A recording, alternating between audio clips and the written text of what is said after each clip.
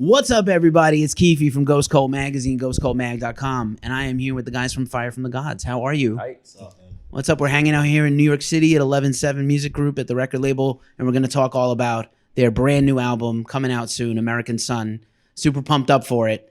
And let's start talking about, just right off the bat, the thing that really jumps out to me in general about the band, but is really coalesced on this album, is how really uplifting this music is. Like, we live in a real shit time in 2019, and ultimately you can talk about struggles and you can talk about pain, but music that actually makes you feel good and feel better, I think, is necessary and awesome. So thank you, and let's start right there. I mean, you hit the nail on the head. The difference between Narrative and Narrative Untold, as opposed to American Sun, is that, you know, Narrative talked about the story, you know, of struggle, the story of pain, and it, yes, there was this ultimate you can make it through sort of ideology and theme. But with American Sun now, you know, the whole record is about the brighter new day, that there is hope, there is a future, and why don't we live up to that future, and why don't we give ourselves that future? And that's what American Sun really means. It's the full manifestation of kind of the new American dream, so to speak, you know. And it doesn't just apply because, yes, American, because we're a band from America, but, you know, it's a global idea that anyone, that we're all in this thing together, and in order to get out of it, you know, we have to look forward to that brighter day and that brand new sun, and let's bask in the light of a new American sun. Nice. I like the double entendre in a positive sense. And you guys, anything to add to that? And I mean, it's all about the message for us. And just like AJ said, it's about the hope and not just looking at the world like this is a place of disaster and nothing's ever going to get better, and, you know, just kind of be in that negative mindset. There is the light. There is a light at the end of the tunnel, and I think, you know, with that hope in mind, we can definitely get there. Awesome. I know that every band, you go to band school and they teach you to say that this next record is the best record we've ever done. But I actually think I have actually followed your whole career, and this is the best record you have ever done. You're welcome. And I think it starts with keeping the things that have always worked and then taking certain elements and just making them huger. And I think the two things that stand out to me, these enormo choruses, man, are just super epic. And then what helps those choruses, not just the music played and written, but is the singing. And so everybody knows your, you know, incredible rhyming, but your vocals on this, your singing on this is amazing. It's like next level. We tried, man. Yeah, I was going to ask, like, what kind of work went into those couple of elements? We, over the years, and again, the natural progression from our first record, our first major, you know, kind of nationally signed band record was Narrative. And so we grew from Narrative and Narrative Retold, and we've matured individually, we matured as a band, and then we matured as artists, you know. So as far as like wanting to sing more, it wasn't just like, oh, we're gonna have a record where we're gonna do a lot more singing. You know, it was like, this is what the songs called for. This is the feeling and the emotion that these songs evoke in myself and, you know, Richie and J-Mo and the rest of the writers in the band. But this is what the song this is what the song needed, and this is what the record needed. And it just was just natural. You know, over a 2-month span of time that we spent in LA, we really just kind of, the meat and potatoes of this record, that's when it came to fruition and it came to a head. And it was just like, this is what the song needs. You know, there was a lot more screaming and stuff like that, and more like metal aspects to the record, and we kind of just cut those out because, like you said, we just took what people really liked about Fire from the Gods, and we, for lack of a better way of putting it, we doubled down on that. And kind of, you know, from day one, that was like what the producer, Erik Ron, that's what he said. He was like, let's just take what people really like about this band and let's give them more of it. And we still even had like a lot of, you know, we were doing that back when we were doing Narrative Retold and Narrative. We had some of those songs. We were always, you know, dipping our toe into that. You know, we always had those like on the back burner, like, well, we have this, but we want to be heavier whenever we were doing Narrative. So we just put all that forward, and now we went back to all those old pre-pros that we had. And we're like, now we can actually do these, which is cool, man. So. Yeah, I think also, it's just to add, like, we also are very aware that it's for the general music listener, they don't really quite understand screaming sometimes, or the words that are being said. So I think through singing it, you can clearly hear what's being said, and the You get vibes message, are right. you know? Yeah. People will get the message.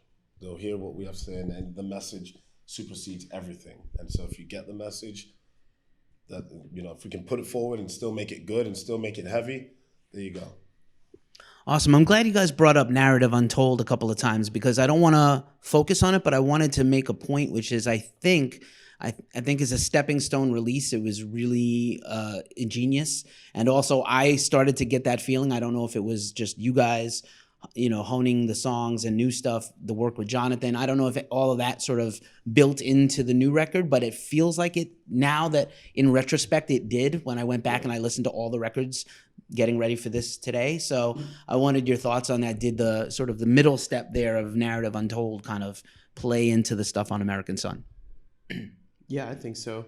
I think, like Jameson touched on too, is we had, you know, we're not just like complete metalheads. We also love, you know, bands like 311, or, you know, more like rock-based bands. And so, you know, we're not just stuck on making just metal. It's really just about what feels good. And this record, we really went with what feels good and what works with the vocals. And I think there was a kind of a middle ground, like you said, when we went to Jonathan Davis's, like we prepared two songs that were completely different from Narrative Retold, because why not? You know, you have to try it and see where that takes you, because otherwise you just never try it, and then you just live in that comfort zone for a long time, and that's not us. Branch out, you know, you just don't you got to break the mold, and music and the world's evolving, and the kids that are coming up listening to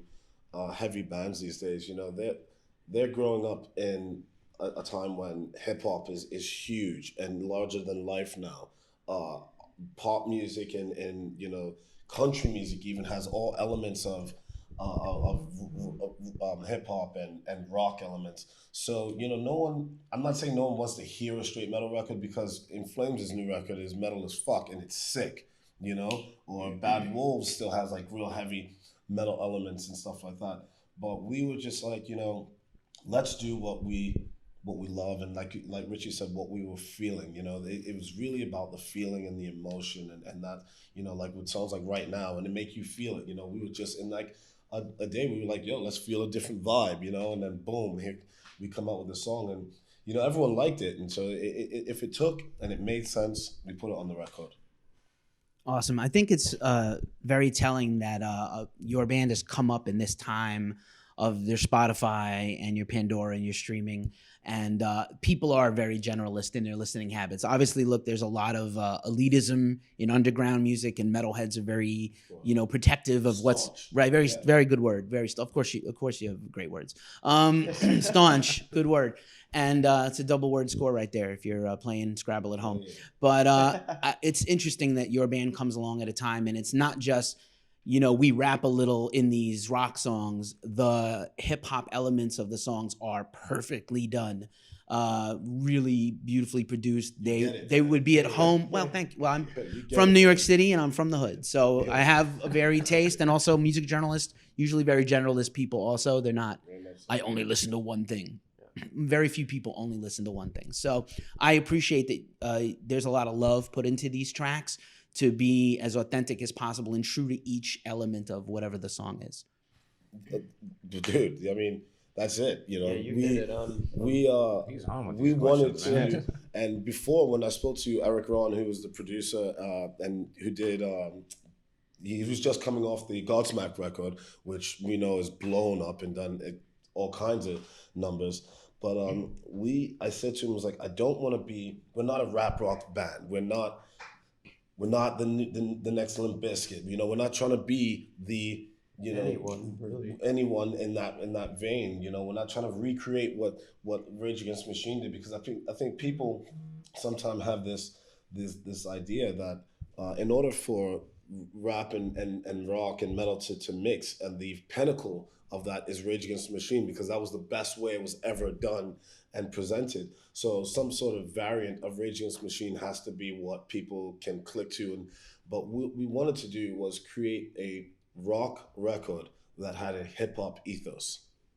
You know, so the air about it, the feeling of it has a very strong hip hop backbone, but it's still a rock record, and we're still a rock band, and we'll never not be a rock band. You know what I'm saying?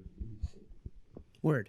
I love Rage Against the Machine. I love to see that. You know, I like Prophets of Rage too. I like to see Zach, wherever you are out there, if you somehow see this video, please come back. Come back. Do something. We need you. Like Superman, we need the You know? S, right? Exactly, you're right, We need that guy specifically back. But I love Prophets of Rage. And yeah, it is very interesting that, like, I know people have their archetypes of these kind of bands. We all kind of came up in the new metal age, and it's not a dirty word to me. Some people it is. I love that stuff personally. A lot of it's good. A lot of it's really good. And even some Limp Bizkit. But go right there. But yeah, super cool that yeah, it's all good. Super cool that you guys acknowledge that stuff, and I do love the production on this record, and it is a definite different vibe production wise. I'm a big fan of David. David's wonderful and has made some of my favorite records. The Under Oath record sounds amazing, and the Kill Switch single he did is great. But what is this sort of this new vibe you guys captured well? What did you get from this sort of new sort of voice in the room with you guys? Well, I mean, Yeah, for real. sonically, I mean, the hip hop stuff, like, we brought that with us. You know, we didn't just go in with, like, here's, like, drums and bass or whatever. But, you know, like, for me, I'm a big, like, sonically a hip hop head, and, like, I produce music too, and I love the production of hip hop. So there are a few songs where we just started a beat, and I gave AJ the beat, and then he hit all the lyrics over it, even the hook. For instance, All My Heroes Are Dead, American Sun, the title track. There were some tracks that just started with a beat, and you catch a whole different vibe. And you catch a different vibe that you simply cannot ever capture If you just over a listen to rock it. beat. exactly. I've you know? literally just listened to AJ catch a vibe, just witness it off of a kick drum pattern. Yeah. And he just wait, go back. Let's go into this real quick. And then, like, from there, like, I can walk out of the room and make you feel it. Like, I left the room for like a half hour, and I came back and had half this thing done. It was just based off of like one little piano beat. The bling, Yeah. bling, that was it. That was it. That's all they had. Oh, I got this. You know what I'm saying? So Yeah. we were just cruising, man. And again, that is a testimony to the maturity of who we are as musicians now and artists, really, because it took some time, but we feel that we are in a very comfortable space as a band, and we can ride this wave for a little bit, you know. I guess to touch on Erik Ron a bit too is, like, he's very much also really heavy into pop production and hip hop production. So it was such a good combo, such a good recipe, you know. The way he would like make those things blend too, like day one seeing that, I was like, jeez, he man. gets it. He understood, you know, like with Sila's record, you know, I was like, man, I love Sila Brothers, the New York homies, and they took it and they did something really special. And I was like, bro, this is what I want, man. I want someone that really gets the best way to blend to create that rock vibe, but still have that hip hop ethos, you know? Nice. You just sang like the beginning of Make You Feel, which has that awesome, it's almost like Thelonious Monk Round Midnight, those two chords. Mm-hmm. And then the rest of the song comes in. It's not a jazzy song, but that just first two notes of the song just set like a mood for me. I don't know if it's just me. And go listen to it, fans, and check it out. But you guys, I don't know if that's a thing for you guys. Other music beside rock, hip hop, other things that maybe seep in that we may not be aware of. For sure. A lot of like we even talked about before writing a lot of those songs, like we were listening to some neo soul, you know, and like I love jazz. I think between all of us, we all love various genres, and sometimes you just can't take the constant like forceful energy that rock has, you know, and you need something that's kind of just like a little more still. You need some sort of escape with it, you know. Live, man, you know, live, the Richie, you know, you can hear when we play these songs live, you know, we do, you know, switch it up a bit, you know what I'm saying? So you can hear like Richie will kick it in, you know, with a little bit of a hip hop swagger, you know, like, which is very indicative of a live hip hop show. J-Mo brings in the country, he'll just hit these chords someday, and some very bluesy, twangy. like Soulful. bluesy and twangy stuff, and Drew's all about like that kind of ambient, like more like doomy kind of sound, which is like He always has like dark stuff, man. like really dark, like Neurosis stuff, or like Deftones, older Deftones, so you can hear that, and then I just sometimes I'll be feeling it, and I'll do a particular verse in like a patois Jamaican style, just because I'm feeling it at the moment. But our music allows for that, and our collective soul as a band allows for that, and I think that's why it's working. Nice. I'm just gonna turn my job over to you because you're so awesome, and I don't need to do this anymore. But thanks. I'm trying. I try. So I don't know if you guys got to work personally with Sonny on that track from Sonny from P.O.D. Fantastic track. And, a lot of times when a guest comes in, they tend to kind of dominate a track, but it really felt, whether it's intentional or just a gift of all of you working together, it seems like it was written maybe with him in mind or someone like him in mind, his style, and then he just flows in perfectly. Hit it, yeah. Yeah, that's exactly what happened. Our manager had a relationship with P.O.D, and then when we went on tour with P.O.D, Sonny and I, we just vibed heavy on the reggae tip because he and Wav is have this, even all the guys in our band, they have this like SoCal kind of like reggae upbringing, and I didn't know how much like he knew, and like Sonny like speaking patois, and like love for Jamaican culture, so we would just got down, and we were just talking about it. And then our manager Jojo, she's like, we worked with P.O.D back in the day, and she's like, I think Sonny would really love to do a song with you guys. And I was like, oh, it's done deal, say no more, And then we just came up with, the music, like they came up with the music for it, and then that night I just started writing, listened to a lot of like Shaba and like old like dancehall reggae and shit like that, and I was like, all right, cool, I got this, There's a way to kind of still make it a rock song, still try and make it as driving as possible, but let's bring in something where Sonny can ride the beat and do his thing. And unfortunately, I had to leave by the end of the record. Yeah, we all left, but Sonny went maybe like a few days after and just smashed his verse. And then when I heard it, I was like, damn, dude, I want to go back and do my shit over again, I was like, this dude just murdered it, I was like, I got to do my shit again. But no, it was sick, man, and we're stoked to have him on the record because he's an OG, and those dudes showed us so much love, and they took us out on the road, kind of towards the end of our cycle when they really didn't have to, because there was nothing really going on for us, but just out of love for the music, man, they were like, yo, let's go on the road together, and that's where that kind of relationship started.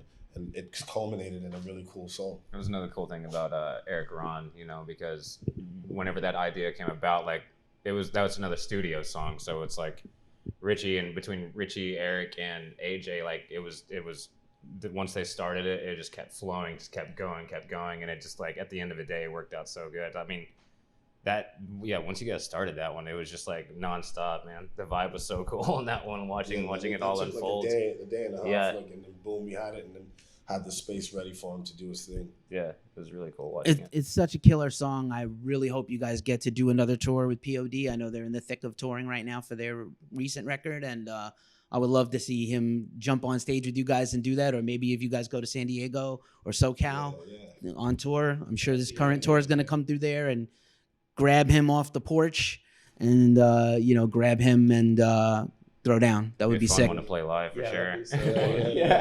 I kind of forget about that song sometimes, man, because like we're really happy with this record, and then every time you listen back, it's like, damn, that was good, man. It's not like with Narrative, I was like, man, I wish I could go back and do that again, like I love Narrative. Don't get me wrong, I really love that record, but sometimes I'm like, I could have done that a little bit better. But there's nothing on. I left it all on the table, and we left it all on the table with American Son. Nice. As we wind this down, because I want to be sensitive of your time and this busy press day here at the record label offices. So the record is dropping soon. You guys have this major tour coming up, Five Finger Death Punch, 3 Days Grace, Our Dudes and Bad Wolves. whose record is also coming out right on time. So tomorrow. So killer tour, and you guys have been really like, it took a break to do the record, but basically have been on tour for years without a break. I know it's kind of a thrill for you guys to play in front of a big crowd. But you know, obviously you're looking forward to the tour. What else is on the books for you guys for the rest of this year beside that tour and into 2020 that you can talk about? We're just gonna stay on the road, man. Yeah, we're just that's hitting- really it. We're hitting Yeah. the road, man. With Narrative, we did tour a ton, but we did a bunch. We did only the time we left the country was Canada and Mexico, and even still, we can still go deeper into Central and South America. But we've got Europe coming up in the new year. Can't announce the tour yet, but we are going to Europe. But we're just gonna just get through this Bad Wolves and Five Finger 3 Days Grace run. You know, take the holidays off, and then just 2020 we're gonna hit it super hard. We'll be out there, so get ready. You'll see us. Awesome. We need to get you guys over to Europe for those big European festivals in the summer. That's dope. And we got some big ones coming up next year too. So hopefully you guys will get to jump on some of those big festivals that are already starting to pop up and get announced. Definitely. But yeah, man, thank you so much for hanging out with Ghost Cold. I really appreciate you guys. This record is sick, and I'm really proud of you guys because, again, have followed the whole arc up to now and continuing, and you guys have knocked it out. I'm Keefy from Ghost Cult Magazine, ghostcultmag.com. If you like interviews like this one with Fire from the Gods and me, like and subscribe and hit that bell. I'm Keefy. Awesome guys from the band. We're out. Peace. All right, thanks, guys.